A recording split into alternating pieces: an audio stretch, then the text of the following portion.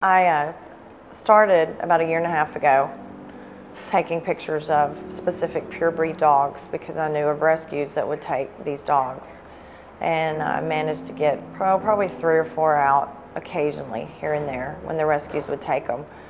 But when I would come and go, I would see the amount of dogs that were here. 2 to 3 weeks later, they weren't here anymore.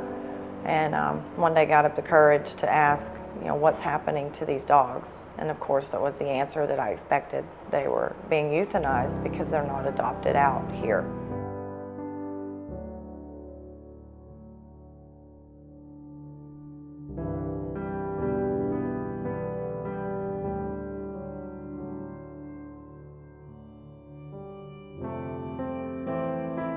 Not a manned shelter like most of your shelters in your big cities.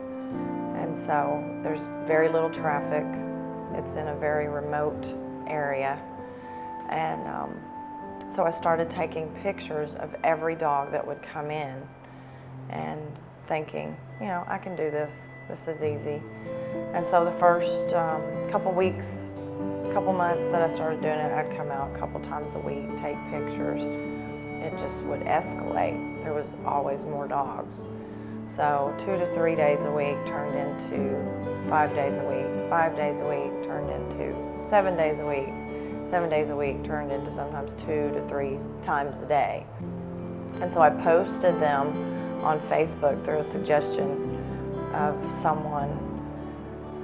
And in 1.5 years, it has just exploded. Your parvo, sick-looking dogs would have been euthanized, but they call me, and I get here as soon as I can, and we take them to the vet and treat them. Because they have someone to call. Right. Nearly 400 euthanasias, and last year there were 57 total, and 27 of those were dogs and the rest were cats, and over 500 out of here. That's the first time I've seen the numbers. It's an everyday thing. If you can do this every day, it never ending. It's never ending. You think one day you're going to get a break, and then bam, they'll get 10 dogs in.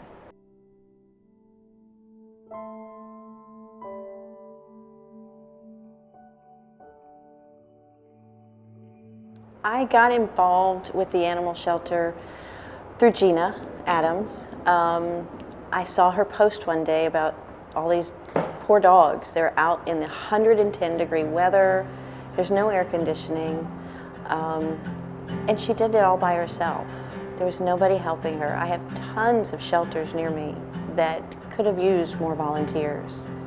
But it just broke my heart to know that one person is trying to save all of these strays. It's weird, I'll get connected even by a photo. I don't have to be out here to get connected. Like, you'll just see an animal and it'll just touch you.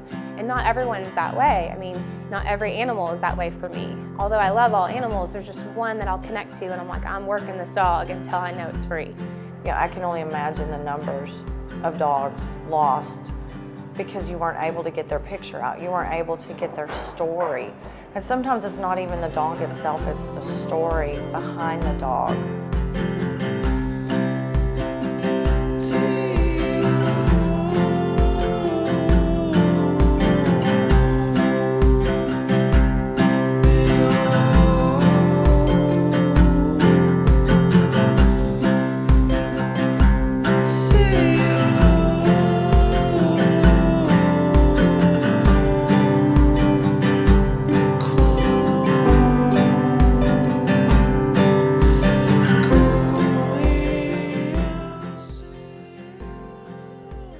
Her passion for saving these animals it consumes her every waking moment. And not everyone can be a Gina. I don't know how she does it. I couldn't come up here every day and get to know these animals and love them and then watch them depart. Spay and neuter your animals, please. We have so many unwanted puppies out there, so many unwanted dogs. It's unbelievable, the numbers. There is definitely a need for, I call them the voiceless, and children and animals are definitely voiceless.